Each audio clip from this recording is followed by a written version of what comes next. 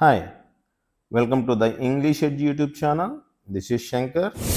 ఈరోజు DSC AGT English model paper 11 చూద్దాం. రేపు డిఎస్సి ఎగ్జామ్ రాయబోతున్నటువంటి ప్రతి ఒక్క అభ్యర్థికి wish you all the best. మీరు ఏదైతే నేర్చుకున్నారో దాన్ని కామ్గా కంపోజ్డ్గా రాయండి. అలాగే టైం మేనేజ్మెంట్ మర్చిపోవద్దు. ప్రతి సెకండ్ విలువైనదే. అలాగే నెగటివ్ మార్క్స్ లేవు కాబట్టి ప్రతి బిట్కి ఆన్సర్ చేయడానికి ట్రై చేయండి. ఏ బిట్ వదలొద్దు. మంచిగా రాయండి. All the very best.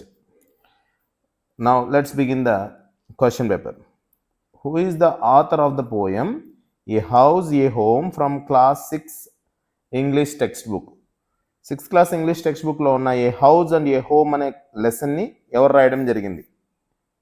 A house a home అనే పోయంని ఎవరు రాయడం జరిగింది? Robert Frost, Lauren M Halley, William Wordsworth, Sarojini Naidu. So దీనికి కోడ్ కూడా చెప్పాను నేను ఆల్రెడీ. హౌస్లో హాల్ ఉంటుంది అని. హౌస్లో హాల్ ఉంటుంది. సో లారెన్ ఎం హల్లీ గారు రాయడం జరిగింది. Who road the poem the road not taken included in class 9 English book? 9th క్లాస్లో ఉన్నటువంటి ఇంగ్లీష్ బుక్లో ఉన్న ద రోడ్ నాట్ టేకెన్ అనే పోయంని రాసింది ఎవరు? కింది వాటిలో Carl Sandburg, Robert Frost, Walt Whitman, Langston hues.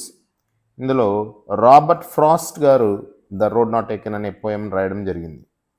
Next, which author wrote the story the fun they had found in the class 10th English text book?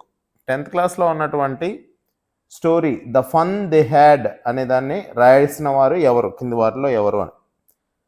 Isaac Asimov, R K Narayan, Ruskin Bond, none of the above. ఇందులో Isaac Asimov గారు దీన్ని రాయడం జరిగింది. ఇది futuristic story written by Isaac Asimov. భవిష్యత్ గురించినటువంటి రచన ఇది. Next, who is the writer of the story a letter to god in class 10 first flight text book? 10th క్లాస్లో ఉన్న ఫస్ట్ ఫ్లైట్ అనే టెక్స్ట్ బుక్లోని ఏ లెటర్ టు గాడ్ అనే story రచయిత ఎవరు? G L Fuentes, Leo Tolstoy, Victor Canning, O Henry. ఇందులో direct bit ఇది. G L Fuentes a letter to god అనే స్టోరీని రాయడం జరిగింది. Next, 5th one. In ప్రెసీ writing what is the primary objective when summarising A passage of 300 words into 100 words? ఒక 300 words ఉన్న ప్యాసేజ్ని 100 words ఉన్న ప్యాసేజ్గా summarise చేసేటప్పుడు, సంక్షిప్తీకరించేటప్పుడు ఉద్దేశం ఏంటి? ఆబ్జెక్టివ్ ఏంటి? దాన్నే ప్రెసీ రైటింగ్ అని కూడా అంటారు. ఒక లార్జ్ టెక్స్ట్ని సమ్మరైజ్ చేయడం, సంక్షిప్తీకరించడాన్ని ప్రెసీ అంటారు. రిటైన్ ఆల్ మైనర్ డీటెయిల్స్, ప్రతి చిన్న అంశాన్ని ఆ ప్రెసీలో ఉండేలాగా చూడడం. Capture the main idea and essential points, ఆ ఎస్సే లేదా ప్యాసేజ్ యొక్క మెయిన్ ఐడియా ఉండేలాగా చూడడం, ముఖ్యమైన ఉద్దేశం ఉండేలాగా చూడడం. అలాగే ముఖ్యమైన పాయింట్స్ కూడా కవర్ అయ్యేలాగా చూడడం. Include the direct quotations. Quotations అంటే ఒక పర్సన్ ఎవరైనా కొటేషన్స్ చెప్పినట్లయితే వాళ్ళు చెప్పిన స్టేట్మెంట్స్ని అలాగే ఉంచడం. Add personal opinions. ఎవరైతే ప్రెసీ రాస్తున్నారో వాళ్ళ సొంత అభిప్రాయాలు కూడా ఆ ప్రెస్సీలో ఇంక్లూడ్ చేయడం. ఇందులో రైట్ ఆన్సర్ బి. ఎందుకంటే ప్రెస్సీ అనేది సంక్షిప్తీకరించడం అంటే మినిమైజ్ చేయడం, ఎంత వీలైతే అంత తగ్గించడము. అలాగే అందులో మెయిన్ ఐడియా పోకూడదు, అలాగే ముఖ్యమైన పాయింట్స్, ఎసెన్షియల్ పాయింట్స్ కూడా పోకూడదు. Next, which of the following is a key feature of an editorial discourse? Editorial discourse అంటే ఏంటంటే ఒక న్యూస్ పేపర్లో కానీ మ్యాగజైన్లో కానీ ఏదైనా ఒక అంశం పట్ల ఆ న్యూస్ పేపర్ మ్యాగజైన్ ఎడిటర్ కానీ లేదా ఒక ముఖ్యమైనటువంటి వ్యక్తి కానీ ఫేమస్ పర్సనాలిటీ కానీ ఆ టాపిక్ పైన డిస్కస్ చేయడం. సో ఫస్ట్ వన్ చూడండి. ఏ ఫిక్షనల్ నెరేటివ్, కల్పితమైనటువంటి కథనం ఉండడం, అంటే ఇది నిజం కాదు. A persuasive argument on a current issue. Persuasive అంటే ఏదైతే మాట్లాడుతున్నామో ఆర్గ్యుమెంట్, ఆ ఆర్గ్యుమెంటు కరెక్ట్ అనేలాగా ఒప్పించడం, ఎవరైతే ఆ రీడర్స్ ఉంటారో చదివే వాళ్ళని ఒప్పించడం. ఆ ఇష్యూ ఏదై ఉండాలి, కరెంట్ ఇష్యూ ఉండాలి, ప్రజెంట్ స్థితుల్లో ఆ కాలంలో అది బర్నింగ్ ఇష్యూ అయి ఉండాలి, ఎక్కువ మంది ఫేస్ చేస్తుంది అయి ఉండాలి. ఏ డీటెయిల్డ్ పర్సనల్ మెమోయర్ అంటే ఒక వ్యక్తి జీవితంలో జరిగినటువంటి ఒక పార్ట్ ఆఫ్ ద లైఫ్ని గురించి డిస్కస్ చేయడం మెమోయర్ అంటారు. ఇది ఎడిటోరియల్ డిస్కోర్స్కి అసలు సంబంధం లేదు. ఏ క్రొనలాజికల్ బయోగ్రఫీ జీవిత చరిత్రని ఒక ఆర్డర్లో ఉండడం అనమాట. అంటే ఒక సంవత్సరం నుంచి మొదలై క్రమంగా రాయడాన్నే క్రొనలాజికల్ బయోగ్రఫీ అని అంటారు. ఇది కూడా ఎడిటోరియల్కి సంబంధం లేనిది. So right answer B. ఎందుకంటే ప్రజెంట్ ఏదైతే సమస్య ఉందో ఆ సమస్యని చదివే ప్రతి ఒక్కరూ అంగీకరించేలాగా ఆ ఆర్గ్యుమెంట్ని చర్చించడమే editorial. Next, when writing a autobiography what perspective is primarily used? Autobiography రాసేటప్పుడు ఎవరి పర్స్పెక్టివ్లో రాయడం జరుగుతుంది? ఫస్ట్ ఆఫ్ ఆల్ పర్స్పెక్టివ్ అంటే దృష్టికోణం. ఆటోబయోగ్రఫీ అంటే ఒక వ్యక్తి తన లైఫ్లో జరిగినటువంటి సంఘటనలన్నింటినీ తానే రాయడం. సో రాసేటప్పుడు ఎవరి పర్స్పెక్టివ్ ఉంటుంది, ఎవరి దృష్టికోణం ఉంటుంది? సపోజ్ నాది నేను రాసుకున్నాను అనుకో, నేను, మేము అనే పర్స్పెక్టివే కదా ఉంటుంది. సో దీన్ని ఏమంటాము? ఐ, వి అనే పర్స్పెక్టివ్ని ఫస్ట్ పర్సన్ పర్స్పెక్టివ్ లేదా ఫస్ట్ పర్సన్ సబ్జెక్టివ్ అని అంటాం. So right answer B. అదే బయోగ్రఫీ అయితే ఒక వ్యక్తి జీవిత చరిత్రని మరొక వ్యక్తి థర్డ్ పర్సన్ రాస్తుంటాడు. అతనికి ఈ పర్సన్కి సంబంధం ఉండదు. సో ఇలాంటి టైంలో బయోగ్రఫీ అనేది థర్డ్ పర్సన్ నెరేటివ్ లేదా థర్డ్ పర్సన్ ఆబ్జెక్టివ్ అవుతుంది. సో ఇది బయోగ్రఫీకి సంబంధించింది. Next, in note making which of the following is the most effective way to organise information from A lecture on environmental conservation? అంటే పర్యావరణ పరిరక్షణకు సంబంధించి ఒక లెక్చర్ ఇస్తూ ఉన్నట్లయితే దాన్ని నోట్ మేకింగ్ చేసేటప్పుడు, అంటే ఆ లెక్చర్ని మనం నోట్ చేస్తున్నప్పుడు కింది వాటిలో ఆ మెసేజ్ని ఆర్గనైజ్ చేయడంలో బెస్ట్ మెథడ్ ఏంటి? Write full sentences in paragraph form. ఆ లెక్చర్కి సంబంధించి ప్రతి ఒక్క దాన్ని సెంటెన్స్ రూపంలో, ప్యాసేజీల రూపంలో రాయడం, పారాగ్రాఫ్ల రూపంలో. Use bullet points with headings and sub headings. Bullet points అంటే ఏంటి? 1, 2, 3, 4 అని రాస్తూ హెడింగ్ రాయడము. ఒకవేళ ఇది ఏ అనుకోండి, దీనికి సంబంధించి సబ్ హెడింగ్ మళ్ళీ రాయడం, కింద సబ్ హెడింగ్ రాయడం, ఇలా రాసుకుంటూ వెళ్ళడం. Next, copy the lecture verbatim అంటే లెక్చరర్ లేదా లెక్చర్ ఇచ్చే వ్యక్తి ఏం చెప్తున్నాడో యాజ్ ఇట్ ఈజ్గా వితౌట్ చేంజింగ్ ఎనీథింగ్ రాయడం. Summarize in a single sentence. So మొత్తం ఆ లెక్చర్ని ఒక సెంటెన్స్లో రాయడం. ఇది తప్పు. ఎందుకు? ఒక సెంటెన్స్లో రాస్తే మొత్తం కవర్ చేయలేము. ప్రతి ఒక్క ఇన్ఫర్మేషన్ రాయడం అసాధ్యము. అది అసలు నోట్ మేకింగే కాదు. నోట్ మేకింగ్ అనేది బ్రీఫ్గా ఉండాలి. బి ఎందుకు రైట్ అంటే బుల్లెట్ పాయింట్స్ రాసామనుకోండి, ఈజీగా మనం దాన్ని రివ్యూ చేయొచ్చు. అలాగే హెడ్డింగ్ ఉందనుకోండి, ఆ హెడ్డింగ్కి సంబంధించిన ఇన్ఫర్మేషన్ ఒకే దగ్గర దొరుకుతుంది. అలాగే అందులో సబ్ హెడ్డింగ్స్ ఉండడం వల్ల హెడ్డింగ్ కింద ఉన్నటువంటి వివిధ రకాలైన అంశాలను కూడా అప్పుడే మనము చూసుకోవడానికి, చెక్ చేసుకోవడానికి ఈజీగా ఉంటుంది. So right answer B. Using a dictionary which of the following words has stressed on the second syllable? ఒక డిక్షనరీని యూజ్ చేసి ఈ కింది వాటిల్లో చూసినట్లయితే, కింది వర్డ్స్ని చూసినట్లయితే సెకండ్ సిలబల్ మీద స్ట్రెస్ వేటికి ఉంటుంది? ఫస్ట్ చూడండి, photograph. Photograph.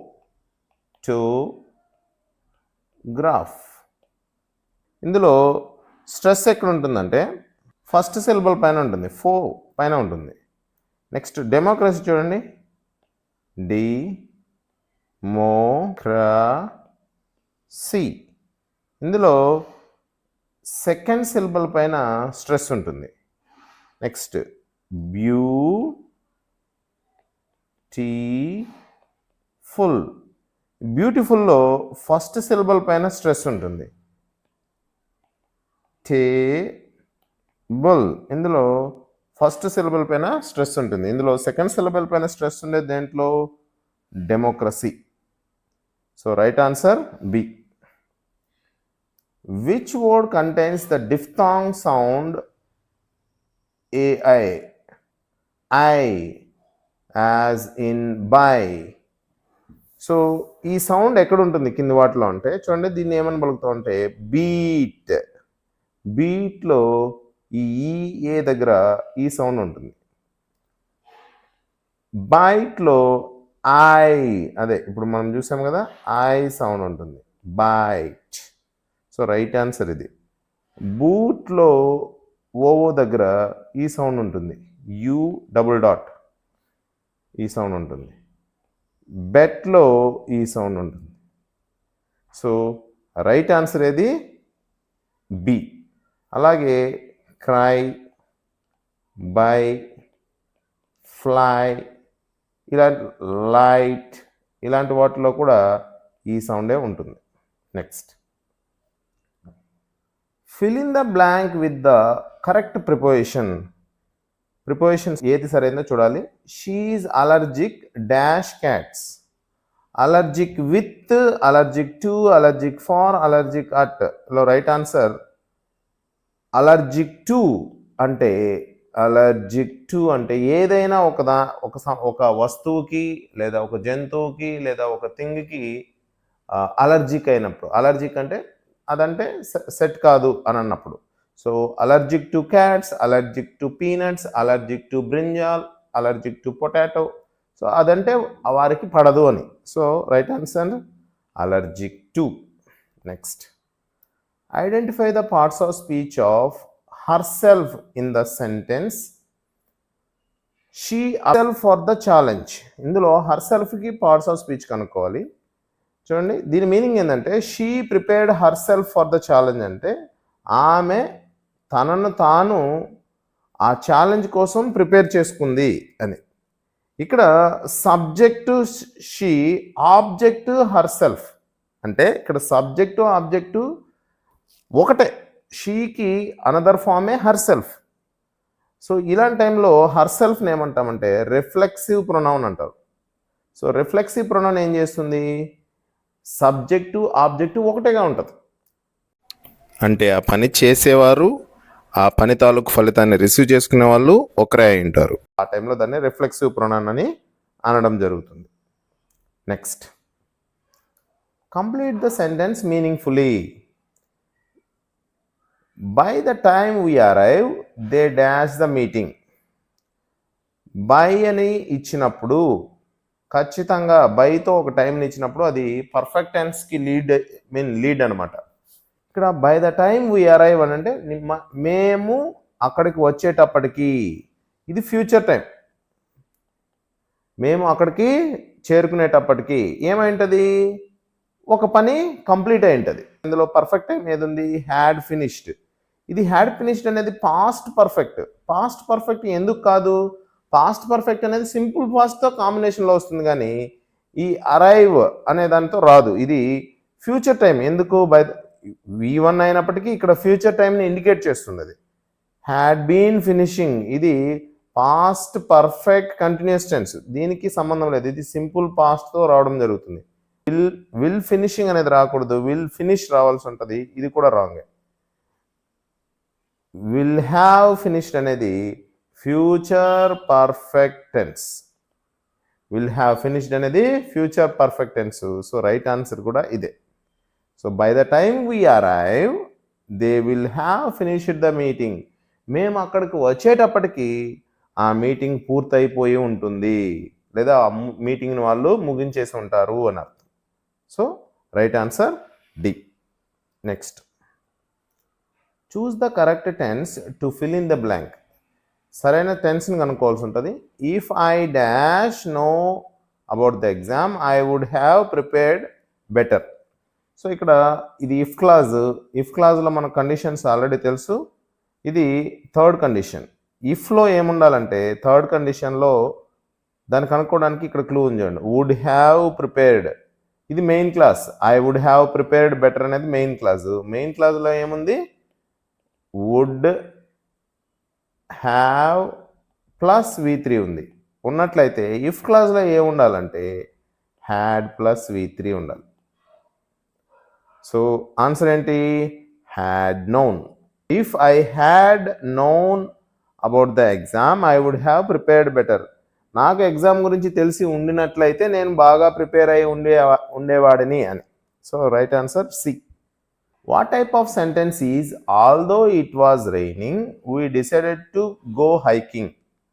First of all ఇది ఏ సెంటెన్స్ కనుక్కోవాలి. సింపుల్గా చెప్పాలంటే ఇది ఇక్కడ ఒక సబార్డినేట్ కంజంక్షన్ ఉంది చూసారా? సబార్డినేట్ కంజంక్షన్ ఉంది కాబట్టి ఈ సెంటెన్స్ని ఆల్దో ఇట్ వాజ్ రైనింగ్ అనేది ఒక సబార్డినేట్ క్లాజ్ అవుతుంది. Subordinate clause. అలాగే we decided to go hiking అనేది ఒక మెయిన్ క్లాజ్ అవుతుంది. ఎందుకు సార్ అంటే ఆల్దో ఇట్ వాజ్ రైనింగ్ వర్షం పడుతూ ఉన్నప్పటికీ we decided to go hiking, మేము హైకింగ్కి అంటే కొండలు ఎక్కడం అని. సో కొండలు ఎక్కడానికి మేము వెళ్ళాము అని.